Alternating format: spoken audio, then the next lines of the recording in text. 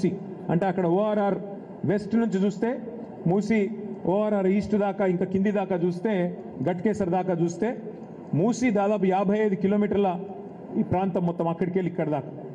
అయితే ఈ 55 కిలోమీటర్ల పరిధిలో మూసి నీళ్లు ఒక చుక్క కూడా ఆగదు, కిందికి పోతానే ఉంటుంది. ఎందుకంటే అక్కడి నుంచి ఇక్కడి వరకే ఈ 55 కిలోమీటర్ల అట పశ్చిమ మంచిరేవుల నుంచి గట్కేసర్ దాకా చూస్తే 84 మీటర్లు కిందికి అవుతుంది మూసి.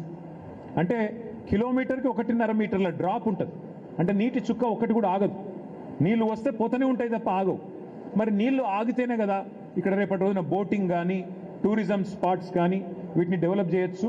ఏం చేయాలని ఆలోచన చేసినాం. ఏం చేయాలని ఆలోచన చేస్తే 15 బ్రిడ్జిలు మంజూరు చేసి మూసీ మీద అటుకెళ్ళిటి పోవడానికి రావడానికి 15 బ్రిడ్జిలు మంజూరు చేసి ఆ బ్రిడ్జిల కిందనే road cum check dam, road bridge cum check dam, కింద చెక్ డ్యాము పైన బ్రిడ్జు మంజూరు చేసింది కేసీఆర్ గారి ప్రభుత్వం.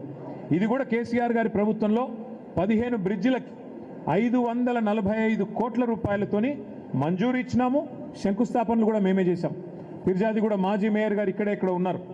ఫతులగూడలో కూడా నేను సుధీర్ రెడ్డి గారు వచ్చి మేము ఇక్కడే శంకుస్థాపన చేసినాం. మా కాలేరు వెంకటేష్ గారు, మా సుధీర్ రెడ్డి గారు వచ్చి మూసారంబాగ్ బ్రిడ్జ్ కూడా మేమే ఆనాడు ఇక్కడ శంకుస్థాపన కూడా చేసినాం.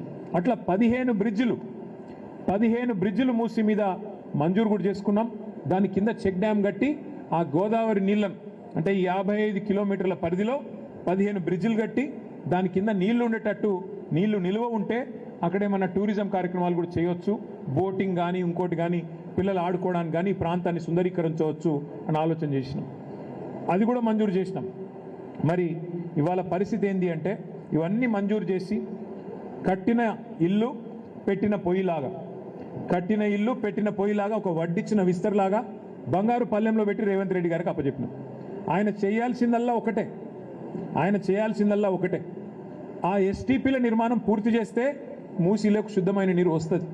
ఆ శుద్ధమైన నీరు కిందికి నల్లగొండకు పోతుంది, భువనగిరికి పోతుంది, కింద మొత్తం నల్గొండ జిల్లా, పాత నల్గొండ జిల్లాకు పోతుంది.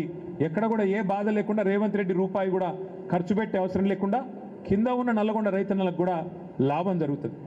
ఆనాడు గతంలో ఉన్న మరి ప్రభుత్వాలు పట్టించుకోకపోయినా తెలంగాణ వచ్చిన తర్వాత కేసీఆర్ గారు పట్టించుకొని కింద నల్గొండ రైతులకు కూడా న్యాయం చేయాలి, పైన హైదరాబాద్లో కూడా మూసి ప్రక్షాళన జరగాలని చెప్పి